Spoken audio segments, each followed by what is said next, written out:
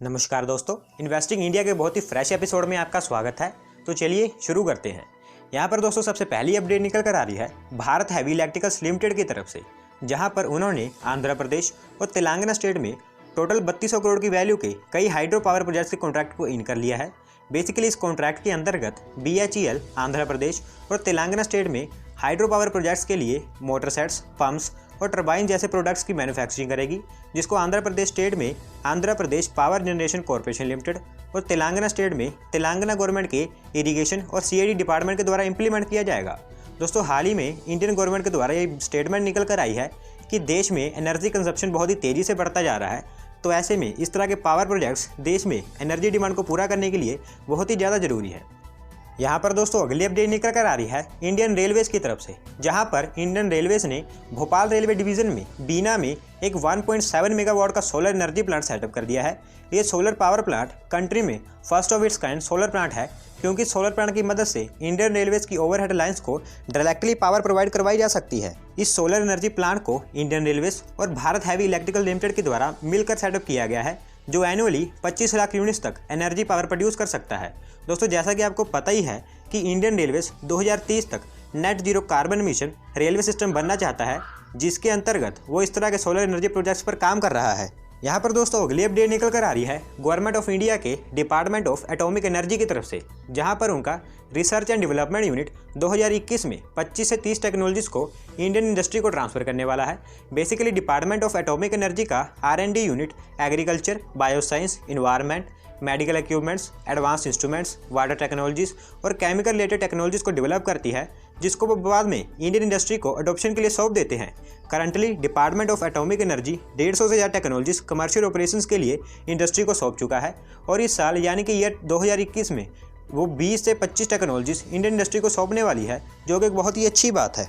यहाँ पर दोस्तों अगली अपडेट निकल कर आ रही है इंडियन एयरफोर्स की तरफ से, जहाँ पर गवर्नमेंट ऑफ इंडिया के डिजिटल इंडिया इनिशिएटिव के अंतर्गत इंडियन एयरफोर्स ने उनका एक ई-गवर्नेंस पोर्टल लॉन्च कर दिया है। इस ई-गवर्नेंस पोर्टल के अंतर्गत इंडियन एयरफोर्स के जितने भी काम पेपर वर्क में होते थे उनको पेपरलेस करके यानी कि डिजिटल मोड पर इस ई-गवर्नेंस पोर्टल पर किया जाएगा। बेसिकली गवर्नमेंट ऑफ इंडिया के डिजिटल इंडिया इनिशिएटिव के अंतर्गत इंडियन एयरफोर्स के टाइम कंज्यूमिंग पेपर वर्क को एकदम खत्म कर दिया जाएगा। यहाँ पर दोस्तों अगली अपडेट निकल कर आ रही है महाराष्ट्र स्टेट से, जहाँ पर एक आर्टिकल के मुताबिक महाराष्ट्र गवर्नमेंट की Apple's one of the largest contract manufacturer Wistron के साथ महाराष्ट्र में उनका एक मैन्युफैक्चरिंग प्लांट सेटअप करने के लिए बातचीत चल रही है। दोस्तों जब से विस्ट्रोन के कोलार प्लांट में वर्कर्स के साथ कुछ इशू हुआ है, जिसके चलते विस्ट्रोन के कोलार मैन्युफैक्चरिंग फैसिलिटी में काफ़ी डैमेज देखने को मिला था, तब से महाराष्ट्र गवर्नमेंट विस्ट्रोन के साथ पूरी दिलचस्पी से बातचीत कर रही है, जिसके लिए उन्होंने विस्ट्रोन को महाराष्ट्र में पूरी एश्योरेंस और फुल सपोर्ट का वादा किया है। हालांकि महाराष्ट्र गवर्नमेंट ने अभी इस मैटर पर कुछ कहा नहीं है,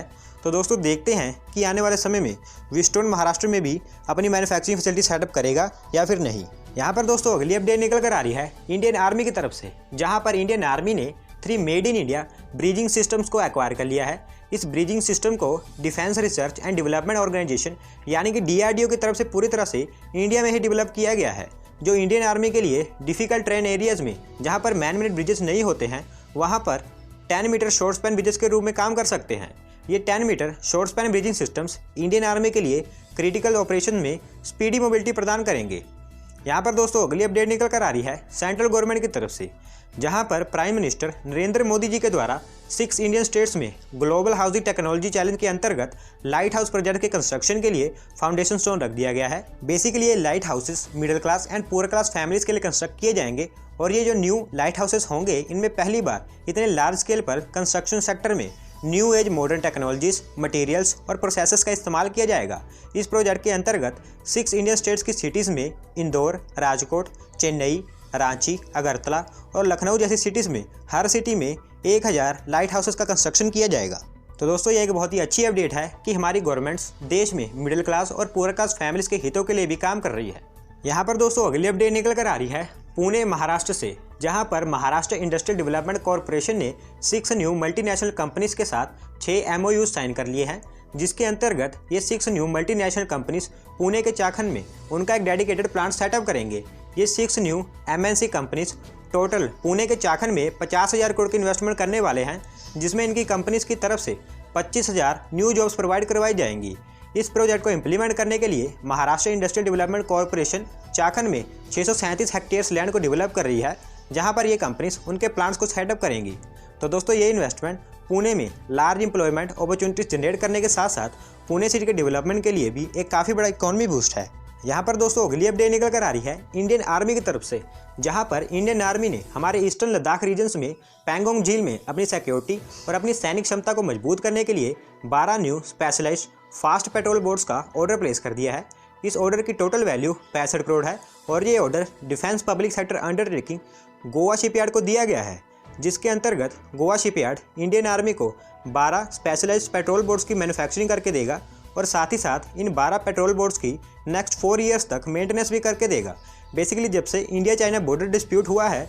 तब से Indian army eastern Ladakh region में अपनी डिप्लॉयमेंट लगातार बढ़ा रही है और अब इंडियन आर्मी पैंगोंग में भी अपनी डिप्लॉयमेंट बढ़ाना चाहती है, जिसके चलते आर्मी की तरफ से ये ऑर्डर प्लेस किया गया है। यहाँ पर दोस्तों अगली अपडेट निकल कर आ रही है इंडियन नेवी की तरफ से, जहाँ पर सेंट्रल गवर्नमेंट के द्वारा इंडियन नेवी को 10 शिपबोर्न ड्रोन्स के प्रोक्योरमेंट के लिए पूरी तरह से अप्रूवल दे दी गई है। बेसिकली इंडियन नेवी ने इंडियन ओशन रीजन्स में अपनी सर्वेलेंस कैपेबिलिटी को इंक्रीज करने के लिए डिफेंस मिनिस्ट्री से इन 10 शिपबोर्न ड्रोन्स की डिमांड की थी, जिसको अब सेंट्रल गवर्नमेंट की तरफ से अप्रूवल दे दी गई है। इन 10 शिपबोर्न ड्रोन्स को Indian navy Indian Ocean region में अपनी सर्वेलेंस कैपेबिलिटीज को इन्हांस करने और नेबरिंग और दुश्मन कंट्रीज की एक्टिविटीज़ को डिटेक्ट करने के लिए इंडियन नेवी के लार्ज हाई वारशिप पर डिप्लॉय करेगी और इन शिपबोर्न ड्रोन्स को एक्वायर करने के लिए कुल 1300 करोड़ रुपये खर्च किए जाने वाले हैं। तो दोस्तों यहाँ पर हमें इंडियन नेवी की ताकत में एक और पावर ऐड होती हुई दिखाई दे रही है। तो दोस्तों आज की वीडियो में बस इतना ही। अगर आप अपनी तरफ से कोई अपडेट सबमिट करना चाहते हैं तो डिस्क्रिप्शन में दिए गए लिंक पर क्लिक करके सबमिट कर सकते हैं। और अगर आज की वीडियो पसंद आई हो